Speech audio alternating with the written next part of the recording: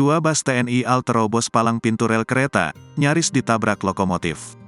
Sebuah video yang menunjukkan dua bus menerobos palang pintu perlintasan kereta viral di media sosial pada Kamis, tanggal 4 Mei tahun 2023. Tampak pada video yang diunggah terlihat bodi bus bertuliskan TNI Angkatan Laut itu nekat melintasi palang pintu rel yang sudah diturunkan.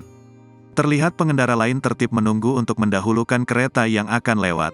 Namun, dua bus TNI AL itu terus melaju di perlintasan.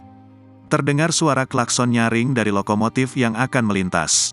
Sirine itu berulang-ulang terus nyalakan sebagai tanda ada kereta yang akan lewat. Tak lama kemudian sebuah lokomotif tanpa gerbong melintas. Kejadian itu terjadi di pintu perlintasan jalur kereta api di Jalan Kolonel Sugiono, Kota Malang. Belum jelas diketahui pasti kejadian tersebut. Postingan tersebut mengundang perhatian netizen. Video tersebut telah dilihat 1,2 juta viewers dengan like 8.000.